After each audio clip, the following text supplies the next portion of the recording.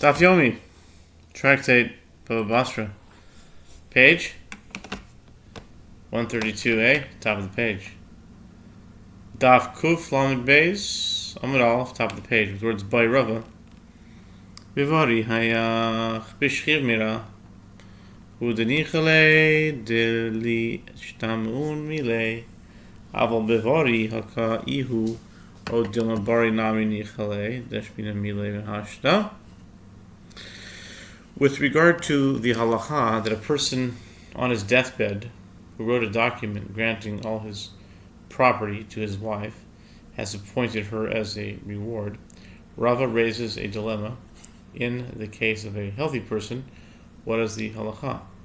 Should it be reasoned that specifically in the case of a person on his deathbed it is assumed that he intended to appoint his wife as a steward, as it is preferable for him that her word be heard and she is honored after his death.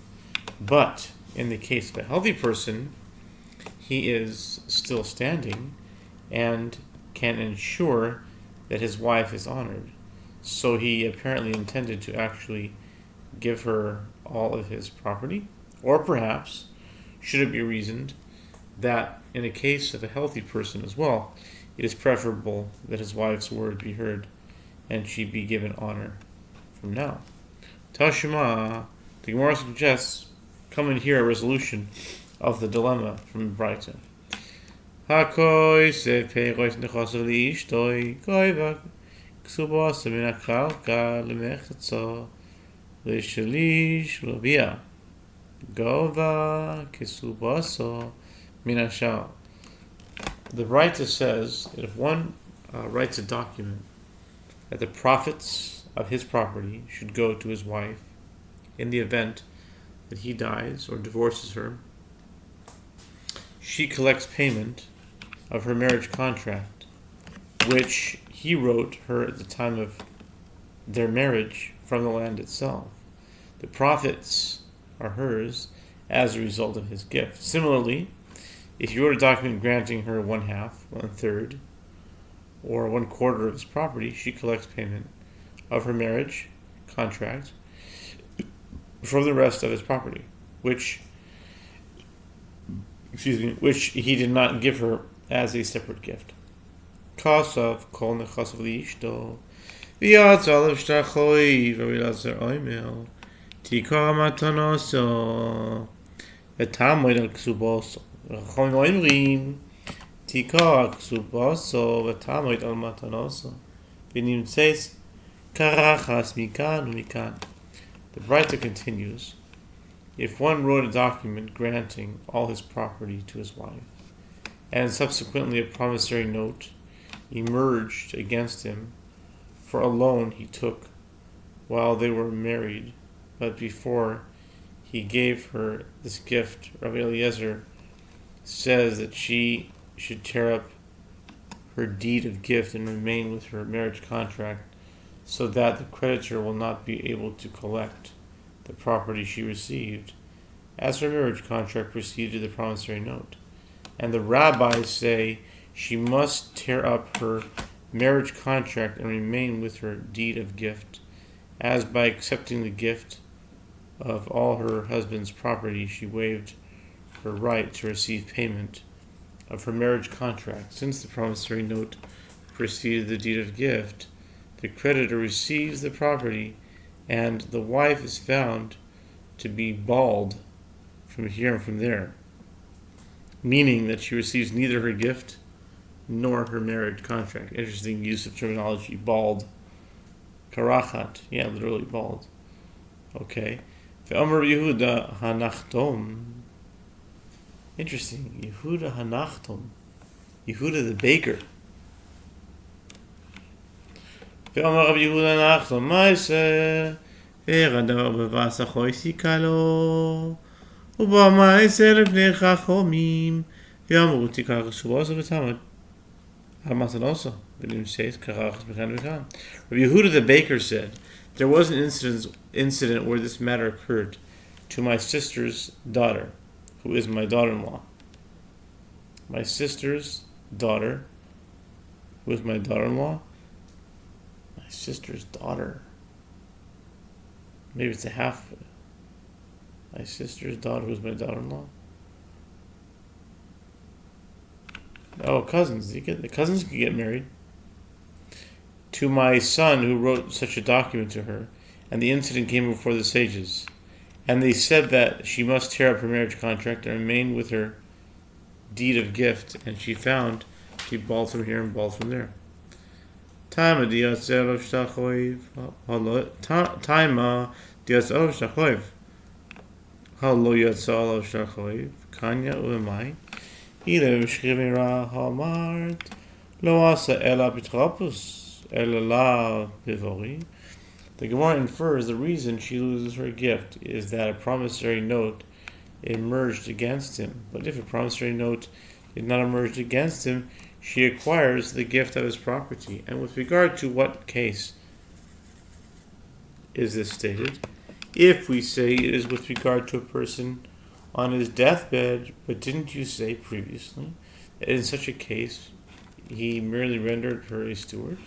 Rather, is it not with regard to a healthy person? Accordingly, Rava's dilemma is resolved. If a healthy person writes a document granting all his property to his wife, it is hers. The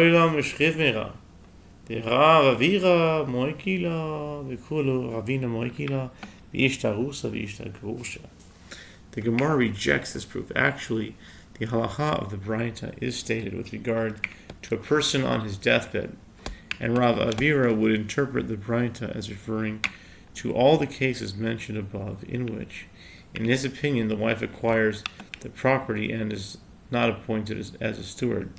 And Ravina would interpret it specifically in reference to a case where one wrote a document granting all his property to his betrothed wife or his former wife, whom he divorced, where he concedes that she acquires the property. Amar Rav Yosef bar Yomi, Amar Rav Nachman, Halacha tikar risubot v'tavel amatos, karachas kan v'kan. Rav Yosef min Yomi says that Rav Nachman says the halacha is in accordance with the opinion of the rabbis. She must tear up her marriage contract and remain with her deed of gift, and she is found to be bald from here and from there. The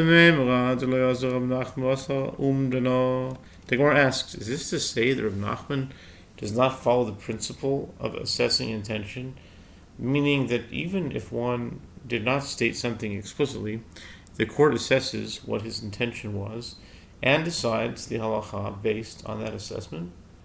Clearly, upon accepting the gift, the wife did not intend to waive payment of her marriage contract and thereby be left with nothing in the event that her husband's creditor produces a promissory note that predates her gift.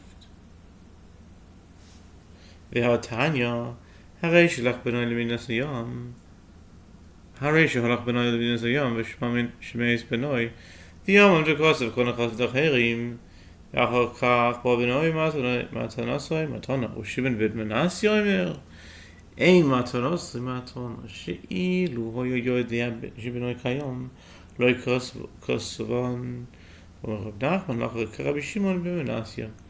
But isn't it taught in a Braita in Tosefta Ketubot 5:9 in a case where one son went overseas and he heard that his son died, and then he arose and wrote a document granting all his property to others, and then his son came back and his gift to the other people is a valid gift? Rabbi Shimon ben Menashe says his gift is not a valid gift, as had he known that his son was alive, he would not have written a document granting them this property. And Rav Nachman says that the halacha is in accordance with the opinion of Rabbi Shimon ben Menashe. Apparently, Rav Nachman follows the principle of assessing intention. Okay. Shani hasam teni chaledesi b'kala kala dichsevinuni aleida nisinechasam.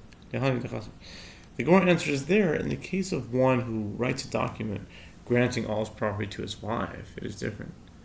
As it is beneficial to her that it be publicized that he wrote a document granting her all of that property, and she was willing to risk not receiving payment of her marriage contract to gain this benefit.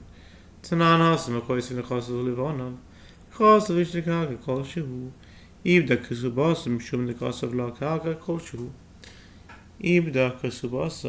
in the Mishnah here in Peah 3:7, if a man writes a document granting his property to his sons, and he wrote a document granting any amount of land to his wife, she has lost her right to receive payment of her marriage contract. The Gemara questions is because he wrote a document granting her any amount of land, she has lost her right to receive payment of her marriage contract? Why should this be? Amarav.